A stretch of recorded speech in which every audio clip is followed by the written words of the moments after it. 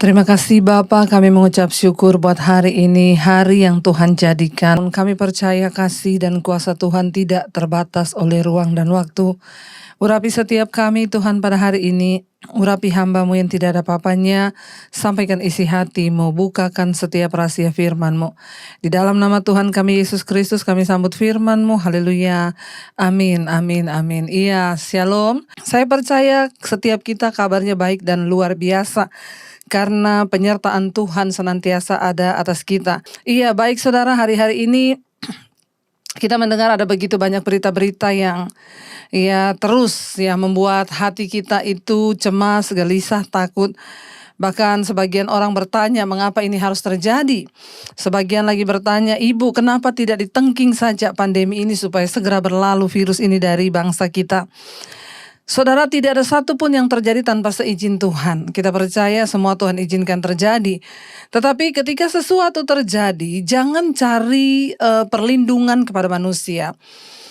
Jangan cari jalan keluar kepada sesuatu yang kita rasa dapat memberikan perlindungan atau kekuatan bagi kita. Tapi mari kita lari kepada firman Tuhan yang sudah pasti akan memberikan jawaban dan jalan keluar, bahkan perlindungan yang kekal bagi setiap kita yang percaya. Setiap kali sesuatu terjadi, maka saya yakin dan percaya Tuhan memberikan firman-Nya untuk kita dapat berpegang pada firman itu, sehingga hidup kita ini tidak diombang-ambingkan bahkan oleh rupa-rupa pengajaran-pengajaran sesat hari-hari ini, supaya kita tetap kuat di dalam Tuhan. Nah, hari ini saudara, saya mengambil firman Tuhan dari Mazmur 37, saudara ya. Apa yang harus kita lakukan di hari-hari ini ya? Bagaimana kita berespon di masa sulit? Tema firman Tuhan hari ini adalah berespon di masa sulit. Mazmur 37 ayat yang ketiga, firman Tuhan berkata begini, percayalah kepada Tuhan dan lakukanlah yang baik. Diamlah di negeri dan berlakulah setia. Ayat yang keempat, dan bergembiralah karena Tuhan, maka Ia akan memberikan kepadamu apa yang diinginkan hatimu. Ayat yang kelima, serahkanlah hidupmu kepada Tuhan dan percayalah kepadanya, maka Ia akan bertindak. Ayat yang keenam, Ia akan memunculkan kebenaranmu seperti terang dan hakmu seperti siang. Ayat yang ketujuh, berdiam dirilah di hadapan Tuhan dan nantikanlah Dia. Firman Tuhan berkata, saudara, sampai di situ saja ya. Apa yang harus kita lakukan di tengah masa-masa yang sulit ini? Yang pertama dikatakan ayat yang ketiga, percayalah kepada Tuhan dan lakukanlah yang baik. Menghadapi situasi yang seperti ini, kepada siapa kita percaya? Kepada siapa kita menaruh rasa percaya kita? Apakah kita masih menaruh percaya kita kepada harta? Apakah kita masih menaruh rasa percaya kita kepada kenalan yang hebat? Apakah kita masih menaruh rasa percaya kita kepada perlindungan apapun dari dunia ini? Saudara, firman ini berkata, percayalah kepada Tuhan. Banyak orang bisa berkata percaya kepada Tuhan, tetapi yang namanya kepercayaan itu pastilah harus melewati yang namanya ujian, baru bisa terbukti bahwa dia benar-benar dipercaya, dapat dipercaya, dan bisa mempercayai. Bagaimana kita bisa berkata kita percaya kepada Tuhan? Ya, kalau kita belum melewati ujian di dalam pengiringan kita kepada Tuhan.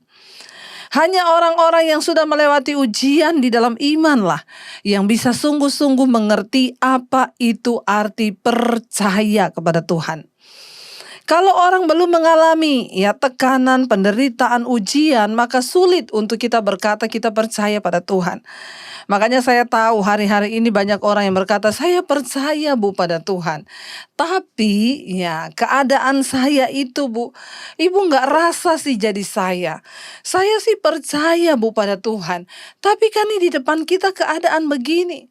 Ya, masih banyak orang yang berkata, saya tuh percaya Bu pada Tuhan. Ya, sampai kalau ada orang konseling, saudara, saya bilang percaya sama Tuhan Bu. Sudah Bu, sudah percaya.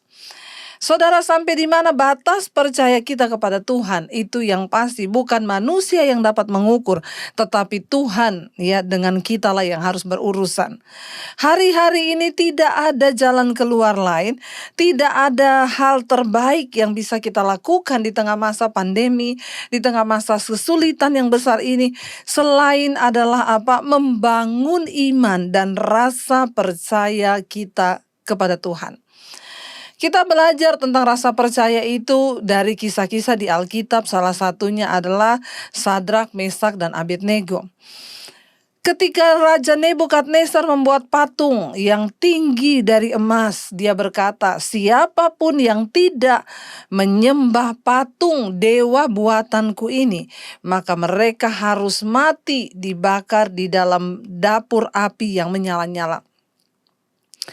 Tetapi saudara, ketika didengar orang-orang Kasdi melaporkan kepada Raja Nebukadnezar bahwa orang-orang Yahudi itu, Sadrak, Mesak, dan Abednego tidak mau menyembah patung buatan Tuanku Raja. Lalu mereka dipanggil untuk menghadap Nebukadnezar marah dan berkata, bawa mereka ke sini. Lalu mereka dibawa, saudara. Ditanyalah oleh Raja Nebukadnezar, apakah benar kamu tidak mau menyembah dewa buatan tanganku itu? Jawab mereka, tidak perlu kami menjawabnya. Raja menjadi geram dan marah dan berkata, kalau begitu, apakah kalian siap untuk menghadapi penghukuman di dalam dapur api yang menyala? Nebukadnezar dengan tegas berkata kepada mereka, tidak ada satu orang pun, tidak ada satu dewa manapun yang bisa melepaskan kamu dari hukuman ini. Mereka berkata, saudara, Tuanku Raja, jikalau Allah kami sanggup melepaskan kami dari dapur api ini, dari tanganku Raja, maka Dia pasti akan melepaskan kami. Tetapi jikalau tidak pun Dia tidak melepaskan kami dari hukuman dapur api yang menyala ini, maka kami pun tidak akan menyembah kepada dewa buatan tanganmu, tetapi kami akan tetap menyembah hanya kepada Allah. Saudara, mempercayai Tuhan itu bukanlah jikalau aku mau menyembah Tuhan, aku mau percaya pada Tuhan jikalau Tuhan menjawab doaku. Bukan jikalau, tetapi percaya pada Tuhan itu adalah iman yang meskipun. Mereka berkata, tetapi meskipun Tuhan tidak melepaskan kami, kami akan tetap menyembah Tuhan kami itu. Dan tidak ada yang lain yang kami akan sembah. Saudara, percaya yang seperti ini loh yang Tuhan mau di hari-hari ini. Ada banyak orang, saudara, yang datang kepada saya. Mereka berkata, Bu, kenapa Tuhan mengambil suamiku? Suamiku itu dekat dengan Tuhan. Dia orang yang benar-benar hari-hari ini mencintai Tuhan.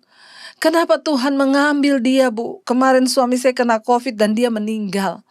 Kalau memang Tuhan itu mengasihi suamiku, kenapa dia panggil suamiku? Saya berkata, Ibu, engkau belum sungguh-sungguh mempercayai Tuhan. Orang yang sungguh-sungguh mempercayai Tuhan itu akan berkata, Tuhan, sekalipun ini menyakitkan, engkau ambil suamiku di saat anak-anakku juga masih kecil, tetapi aku tetap mau berkata, engkaulah Tuhan yang berdaulat atas kehidupan kami.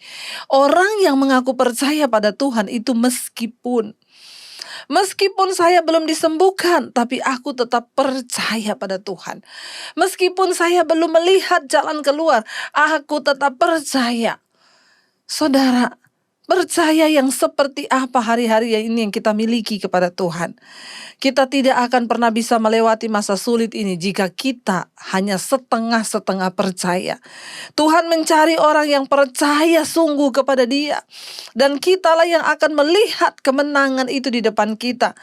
Karena itu hari ini, saudara, bangun imanmu.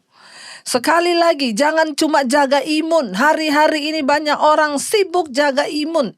Minum vitamin, berjemur, berolahraga, sudah segala macam vitamin diminum. Untuk apa? Menjaga imun. Tapi banyak orang lupa. Yang terutama hari-hari ini adalah menjaga iman. Tetap percaya pada Tuhan. Apapun keadaannya, bagaimanapun ruwetnya keadaan hari ini, aku mau mempercayai Tuhan. Percaya dengan sungguh pada Tuhan dan jangan pernah ragukan Tuhan. Firman ini berkata, saudara, selain kita mempercayai Tuhan hari-hari ini apa? Dan lakukanlah yang baik. Ya, melakukan yang baik. Ya, saya pernah menyatakan dalam sebuah khotbah saya, iman, imun, ya, aman, amin. Ya, kita harus menjaga iman kita, lalu kita juga menjaga imun kita. Lakukanlah yang baik, kata firman Tuhan. Dengan melakukan segala yang baik, itu kita menjaga imun kita hari-hari ini. Ketika kita rajin memberi, ya, orang yang rajin memberi itu akan lebih bersuka cita, saudara, ketimbang orang yang pelit. Orang yang rajin membantu orang lain, hidupnya itu lebih berbahagia menurut survei. Ya, ketika kita rajin berbuat baik, ya, itu kita lebih berbahagia daripada orang-orang yang tidak mau berbuat baik. Saya selalu berkata, kalau kita masih hidup hari ini itu anugerah. Mari terus berusaha lakukan yang baik, sekecil apapun kita berusaha, hidup ini berdampak. Kenapa, saudara? Ya, saat hidup kita berdampak, itulah yang menjadi alasan bagi Tuhan untuk memperhitungkan hidup kita hari-hari ini. Sebagai suami, berdampaklah di tengah rumah tanggamu. Sebagai suami yang baik. Sebagai istri, jadilah istri yang baik di rumah tanggamu. Ya, lakukanlah yang baik. Sebagai anak, juga lakukanlah yang baik hari-hari ini. Jangan lakukan yang jahat. Firman Tuhan memerintahkan kita untuk lakukanlah yang baik. Kalau kita tahu bahwa khawatir itu tidak baik, ya maka jangan khawatir, tetapi percaya. Lakukan yang baik. Kalau engkau tahu bagaimana caranya engkau berbuat baik kepada istri atau suamimu, lakukan, saudara. Ayo kita terus setia melakukan hal-hal baik. Hari-hari ini di tengah kesulitan ekonomi yang dilanda oleh bangsa kita karena ada jutaan orang kehilangan lapangan pekerjaan. Saya percaya tidak akan miskin orang yang rajin menabur. Lihat sekelilingmu. Belajar, ya, saudara, memberi orang-orang di sekelilingmu. Ya, engkau tidak akan miskin dan berkekurangan sebab Tuhan yang berjanji memelihara. Saya sudah membuktikan, saudara, di tengah masa pandemi ini. Ya, saya terus, saudara, menabur. Apakah saya bertambah miskin atau berkekurangan? Enggak, saya semakin diberkati. Lakukan yang baik. Kalau kita tahu berbuat baik, lihat tetanggamu, lihat keluargamu yang membutuhkan, lihat orang-orang di sekelilingmu yang membutuhkan uluran tangan dan perhatianmu. Lakukan sekecil apapun. Berusahalah untuk hari-hari ini melakukan yang baik. Ya, kalau orang lain itu beranggapan bahwa mereka melakukan yang baik itu karena mengumpulkan amal untuk bekal mereka nanti di akhirat. Tapi kalau kita tidak seperti itu, mengapa kita harus berbuat baik? Karena Tuhan sudah berbuat baik kepada kita. Mengapa kita harus berbuat baik? Karena kita sudah diselamatkan. Kita hutang budi pada Tuhan. Dan sesungguhnya dengan apapun kita tidak akan pernah bisa membalas kasih Tuhan. Karena itu, saudara, Yesus berkata, apapun yang engkau lakukan bagi orang yang paling hina ini, itu sama dengan engkau lakukan bagiku. Ya, saya terus melakukan ini, saudara. Di mobil saya itu selalu ada sembako. Setiap kami kemana jalan itu, kalau ada orang di jalan yang saya lihat dia kasihan, bapak-bapak tua yang lagi narik gerobak atau apa, selalu saya berhenti untuk memberkati. Itu hal-hal kecil yang kita pikir tidak berdampak apa-apa. Tapi waktu kita mempraktikkan, saudara, engkau tidak akan berkekurangan di masa-masa sulit ini. Percaya kepada saya, percaya kepada firman. Kenapa saya berkata seperti ini? Karena saya sudah mengalami. Tuhan sanggup membukakan pintu-pintu berkat.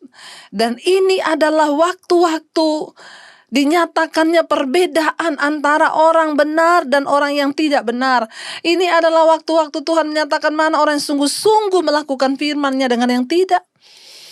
Saya berdoa supaya kita hari-hari ini jangan tidur, jangan sibuk dengan kesulitan, jangan sibuk dengan keadaan, lalu kita hanya terpaku menunggu kapan waktu ini selesai, kapan pandemi ini selesai, tetapi lakukan sesuatu. Waktu kita sibuk melakukan sesuatu, bagi saya sekeluarga hari-hari ini, waktu ini begitu cepat. Kita baru bangun pagi, saya sudah pelayanan saya urusi sembako, saya urusi ini, saya urusi itu. Saudara, tiba-tiba udah malam. Ya, bagi kita waktu ini kok cepat sekali. Rasanya terlalu cepat ya, tapi bagi orang yang nganggur, yang tidak melakukan apapun, ya sudah, waktu ini lama banget ya, kapan pandemi ini selesai? Coba kita lakukan hal-hal kecil, tidak harus dengan uang atau materi. Saudara bisa menolong orang yang membutuhkan. Saudara lakukan di rumah ya. Sebagai suami, jadilah suami yang baik yang berdampak dalam keluargamu. Sebagai istri, jadilah istri yang rajin yang berdampak bagi suami dan anak-anakmu. Sebagai anak, jadilah anak yang melakukan sesuatu yang baik. Kalau engkau tahu main HP terus itu tidak baik, maka engkau harus mulai mempraktikkan, lepas HP-mu, lakukan sesuatu yang berdampak bagi orang di sekelilingmu. Selalu ada sesuatu yang baik yang dapat kita lakukan. Tetapi kenapa kita merasa saya tidak ada kerjaan, saya tidak bisa melakukan sesuatu? Karena memang engkau tidak mau melihat keadaan di sekelilingmu. Firman ini berkata, percayalah pada Tuhan dan lakukanlah yang baik. Ya, lalu apa? Diamlah di negeri dan berlakulah setia. Sekarang kita sedang ada di masa-masa PPKM. Kita disuruh berdiam dulu di negeri. Kalau memang tidak penting, kalau memang tidak perlu, ya tidak usah keluar, tidak usah kumpul-kumpul. Ya, nanti kalau saudara yang nggak ngerti, nanti ketemu teman yang OTG, lalu saudara pulang bawa penyakit, orang tuamu nanti kena. Ya, kita juga pakai hikmat. Kalau nggak perlu, nggak penting, nggak usah pergi-pergi dulu. Diamlah di negeri, kata firman Tuhan. Dan berlakulah setia. Setia dalam hal apa? Setia dalam hal berdoa, setia dalam melakukan yang baik, setia dalam melakukan firman, setia dalam mempercayai Tuhan. Orang yang setia itu susah dicari hari-hari ini. Banyak orang bilang percaya waktu ada duit. Kalau udah gak ada duit, dia gak setia lagi, udah gak percaya. Tetapi Tuhan mencari orang yang setia, saudara. Makanya kita harus berlaku setia hari-hari ini. Ayat yang keempat berkata, dan bergembiralah karena Tuhan. Ya, ini yang sulit hari-hari ini untuk terjadi. Firman Tuhan berkata kita disuruh bergembira di tengah keadaan yang sukar. Saudara, saya selalu berkata, tidak ada dokter hebat yang bisa menyembuhkan sakitmu. Tidak ada dokter hebat yang bisa menyembuhkan kecemasan dan kekhawatiranmu. Tetapi engkau punya Tuhan yang hebat dan imanmu yang hebat. Saat keadaan tidak mengizinkan kita untuk bersuka cita, perkatakan firman Tuhan. Bergembiralah karena Tuhan. Ya, bergembiralah karena Tuhan. Kita bergembira karena apa? Apakah karena uang? Kita bergembira karena apa? Apakah karena kita punya sesuatu yang berharga? Kita bergembira karena apa? Ada yang bilang, Bu, hari gini bergembira, uang saya di bawah saham, Bu. Saya taruh uang di saham, sahamnya bangkrut, Bu. Apa yang harus membuat saya bergembira, Bu? Jika engkau berpikir, engkau bergembira kalau engkau menang saham, dan ketika engkau rugi di saham, engkau kehilangan sukacita, berarti engkau tidak sungguh-sungguh menaruh percayamu kepada Tuhan. Ayat ini berkata, selalu ada alasan untuk bergembira jikalau kita sungguh-sungguh ada di dalam Tuhan. Bergembiralah karena Tuhan. Ya, apa yang membuat kita bergembira hari-hari ini? Apakah karena kita sehat, lalu ketika kita diizinkan sakit kita tidak bergembira? Saudara, sukacita yang sesungguhnya itu ada ketika kita sedang ada di masa sulit. Bergembiralah pada Tuhan, bergembiralah karena Tuhan, bukan karena yang lain. Bergembira karena Tuhan. Kalau hari ini engkau sedang diizinkan ditipu, engkau sedang diizinkan kalah saham, ya, belajar ambil pengalaman dari situ yang terbaik. Saya percaya dan yakin di setiap persoalan yang kita hadapi selalu ada nilai kehidupan di sana yang sedang Tuhan ajarkan. Dengar baik saudara, di balik setiap persoalan yang sedang kita hadapi, di sana pasti ada nilai kehidupan yang sedang Tuhan ajarkan. Kita belajar tidak tamak dalam hidup ini. Kita belajar tidak ingin cepat kaya dengan menaruh uang di tempat-tempat yang seperti itu. Kalau hari ini saudara sedang mengalami hal-hal yang sulit, keadaan yang tidak enak, maka engkau harus berkata, Tuhan, mungkin uangku hilang di bawah orang. Mungkin hari ini aku sedang mengalami sakit fisik, tetapi aku mau bergembira. Bukan karena aku sehat, bukan karena aku menang sahamku, bukan karena aku dapat sesuatu. Aku bergembira karena Tuhan. Karena itu Tuhan, apapun yang hilang dari hidupku, aku percaya Tuhan sanggup mengembalikannya ketika kami percaya sungguh kepada Tuhan. Imani dan percaya akan hal itu, saudara. Saya telah melihat bagaimana Tuhan sanggup memulihkan keadaan saya. Bahkan Dia sanggup mengganti semua yang hilang. Segala sesuatu itu Tuhan izinkan supaya kita belajar banyak nilai dari setiap peristiwa. Saudara, bergembiralah karena Tuhan, bukan karena yang lain. Ya, biar kita mau berkata, aku bergembira Tuhan karena Engkau, bukan karena sesuatu yang lain. Dan ketika kita bergembira karena Tuhan, firman ini berkata, maka Ia akan memberikan kepadamu apa yang diinginkan hatimu. Dengan kata lain, orang yang bergembira karena Tuhan itu berarti dia percaya sungguh pada Tuhan. Dan orang yang sungguh-sungguh percaya pada Tuhan itu adalah orang yang beriman.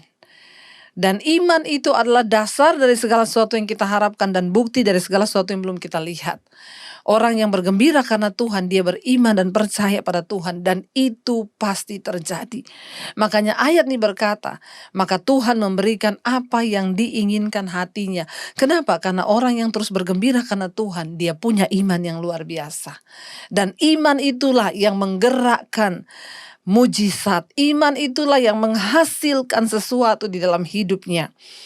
Karena itu hari ini perkatakan, daripada aku bersedih, aku mau bergembira Tuhan. Daripada aku tertekan, aku mau bebas Tuhan. Daripada aku merana, aku pilih untuk berbahagia Tuhan. Pilihan ada di tangan saudara dan saya. Bukan di tangan dokter, bukan di tangan siapapun, tetapi di tangan Tuhan. Saya pernah bersaksi kepada saudara, ada seorang ibu yang terpuruk karena suaminya berselingkuh. Dia sampai tidak bisa berdiri, tidak bisa makan, pingsan dikit-dikit pingsan, dikit-dikit pingsan. Dia datang ke psikiater, psikiaternya berkata kepada dia begini, Bu, yang seperti ibu ini biasa saya tangani itu 6 bulan baru bisa pelan-pelan pulih, tidak bisa langsung, karena ini sudah sangat parah gangguan jiwa yang ibu alami, karena ibu terpukul atas perselingkuhan suami ibu. Jadi ini sekitar 6 bulan baru ibu akan bisa pelan-pelan untuk normal, tapi belum langsung normal. Jadi dia bertanya, jadi dok, saya tidak bisa tidur akan selama 6 bulan? Iya. Saya nggak bisa makan selama 6 bulan? Iya. Dan saya harus minum obat juga selama itu? Iya. Bahkan bisa lebih panjang, kata dokternya. Akhirnya ibu ini berinisiatif menghubungi saya, saudara, karena dia mendengar khotbah saya di channel YouTube saya. Dia telepon saya, lalu saya bertemu dengan dia. Waktu saya ketemu, dia cerita, dokter berkata seperti itu. Dia bilang, Bu, dokter berkata saya akan seperti ini selama 6 bulan.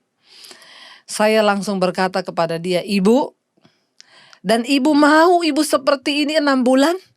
Kalau ibu imani ibu seperti ini 6 bulan tertekan, merana, bersedih, berduka, kecewa, kepahitan, saya nggak jamin ibu masih hidup 6 bulan ke depan. Bisa jadi ibu mati. Hari ini keputusan ada di tangan ibu. Apakah ibu mau mengimani ibu selama 6 bulan seperti ini? Dengar baik, Bu. Kalau hari ini engkau mau dan engkau berkata, aku pasti sembuh, maka Tuhan akan menyembuhkan engkau. Bergembiralah karena Tuhan. Percayalah kepada Tuhan. Lalu imannya seperti di-charge, saudara. Lalu saya berdoa buat dia. Saya beritahu kepada dia, semua Tuhan izinkan terjadi. Hari ini suamimu sudah bertobat, terima dia kembali, lepaskan pengampunan. Dan hiduplah seperti tidak terjadi apa-apa, minta kekuatan dari Tuhan. Kalau ibu mau nangis, nangis saja. Tapi terus berkatakan, aku percaya pada Tuhan. Aku tidak mau 6 bulan seperti ini. Selesai saya berdoa saudara buat dia, selama itu dia belum pernah bisa tidur. Tapi besoknya dia menelpon saya, dia bilang, "Bu Debbie, sejak ibu doakan saya kemarin, semalam saya bisa tidur." Dan sejak saat itu dia berangsur pulih saudara. Bahkan tidak lagi ke dokter. Siapa yang menyembuhkan? Tuhan. Kenapa? Karena dia bergembira karena Tuhan. Tuhan alasan untuk kita bergembira sehingga Ia akan memberikan kepadamu apa yang diinginkan hatimu. Bertindak dengan iman. Ayat yang kelima berkata, serahkanlah hidupmu kepada Tuhan dan percayalah kepadanya dan Ia akan bertindak. Apa yang harus kita lakukan hari-hari ini? Berserah pada Tuhan. Berserah Tuhan di tengah keadaan situasi yang seperti ini. Aku berserah Tuhan. Aku angkat tangan Tuhan. Aku duduk di kakimu Tuhan. Seringkali saudara kita akan diperhadapkan dengan masalah yang bertubi-tubi. Saya mau kasih sebuah contoh perumpamaan gini. Ada seekor rusa yang sedang hamil. Dan dia ingin mencari tempat yang aman untuk bisa melahirkan. Ketika dia sedang menyusuri hutan, dia tiba di depan itu ada sungai yang deras. Ketika dia menoleh ke belakang saudara, ada pemburu, ya. Dia menoleh ke depan, ada singa yang lagi ada di depannya dia. Di sampingnya itu sungai yang begitu deras. Ya, lalu ketika dia menoleh ke belakang, ada hutan yang sedang terbakar. Rasanya dari samping, kanan, kiri, depan, belakang. Kalau dia maju, maka dia diterkam singa. Kalau dia mundur, dia akan ditembak oleh pemburu. Dia lari ke kanan, hutan sedang terbakar. Dia lompat ke kiri, itu sungai yang deras. Tidak ada pilihan. Kalau saudara menjadi rusa ini, apa yang harus saudara buat? Rusa ini sudah terancam. Kenapa? Dia tidak lagi bisa lari karena di perutnya ada seekor anak yang akan segera dia lahirkan. Di tengah kelemahan yang tidak berdaya, depan kanan kiri itu mati, dia memilih untuk fokus bagaimana dia bisa melahirkan anak. Lalu dia duduk tersungkur di situ. Ketika dia duduk tersungkur saudara, tiba-tiba petir menyambar, lalu turunlah hujan. Ketika turun hujan, ya, hutan yang di sebelah kanan itu mulai tersiram oleh air yang terbakar tadi. Waktu petir itu turun, si pemburu kaget dengan halilintar. Dia membidik rusa itu, dia tembak, kenanya harimau. Harimaunya mati. Akhirnya pemburunya lari karena segera turun hujan deras. Si rusa tadi hanya memilih untuk berserah karena dia merasa sudah tidak berdaya. Tanpa dia sadari, semua masalah selesai cuma dengan salah satu cara. Waktu petir itu menyambar dan hujan pun turun. Saudara, ketika hari ini engkau mungkin merasa di depan kanan kirimu sudah tidak ada lagi jalan. Maka yang harus engkau lakukan hanya apa? Berserah kepada Tuhan. Orang yang berserah itu tanda kita sudah tidak mampu. Dan memang kita nggak mampu menyelesaikan apapun di hidup ini. Kita tidak akan mampu tanpa Tuhan. Bahkan nafas pun kita hanya diberi pemberian dari Tuhan. Karena itu serahkanlah seluruh hidupmu kepada Tuhan dan percayalah kepadanya. Dan Ia akan bertindak. Tuhan yang akan bertindak di masa-masa sulit ini bagi saudara dan saya. Tidak ada pilihan selain berserah kepada Tuhan. Jangan lupa saudara, tadi yang pertama dikatakan apa? Percayalah pada Tuhan. Lakukanlah yang baik. Ya, diamlah di negeri, tetaplah setia. Dan bergembiralah karena Tuhan, bukan karena yang lain. Maka Ia akan memberikan apa yang diinginkan hatimu. Dan serahkanlah hidupmu kepada Tuhan. Dan percayalah kepadanya. Dan Ia akan bertindak. Saya percaya saudara, ketika kita melakukan hal ini, maka kita akan menjadi orang yang menang di masa sulit ini. Karena itu tetaplah percaya. Kita harus percaya bahwa Dia Tuhan yang tidak pernah gagal menepati janji-janjinya. Kita harus percaya bahwa Dia Allah yang selalu melakukan tepat pada waktunya. Biarlah kita mau berkata, kami percaya Tuhan, Engkau Tuhan yang tidak pernah lalai menepati janji-Mu. Ku percaya Kau Tuhan yang tidak pernah gagal dalam segala sesuatu yang Tuhan lakukan. Mari datang dalam hadirat-Nya saudara. Hampiri Bapa dengan imanmu. Kita mau berkatakan bahwa Engkau tidak pernah lalai, Engkau tidak pernah salah Tuhan. Ketika kami percaya, dengan iman kami berserah dan percaya pada janji-janji-Mu. Katakan bersama pujian ini saudara. Ku percaya Kau Tuhan yang tak pernah gagal, menjadikanku lebih dari pemenang. Ku percaya Kau Tuhan yang tak pernah lalai, menepati janji-janji. Sekali lagi dengan iman katakan, ku percaya Kau Tuhan yang tak pernah gagal, menjadikanku lebih dari pemenang. Ku percaya Kau Tuhan yang tak pernah lalai, menepati janji-janji-Mu. Hamba percaya Engkau Tuhan yang tidak pernah gagal. Engkau tidak pernah lalai menepati janji-Mu bagi setiap umat-Mu Tuhan. Engkau Tuhan yang sanggup melakukan, bahkan yang tidak pernah kami pikirkan, yang tidak pernah timbul dalam hati, itu yang Tuhan sediakan. Berkati umat-Mu, gereja-Mu di masa-masa sulit ini. Kami mau tetap percaya, dan kami percaya kami akan keluar sebagai pemenang-pemenang. Terima kasih Bapa, segala pujian, hormat, kemuliaan hanya bagi Engkau, bagi nama-Mu. Tidak ada perkara yang terlalu sulit untuk Tuhan selesaikan. Kami tahu dan percaya Engkau sanggup. Di dalam nama Tuhan kami Yesus Kristus, kami berdoa dan bersyukur. Haleluya. Amin, amin, amin.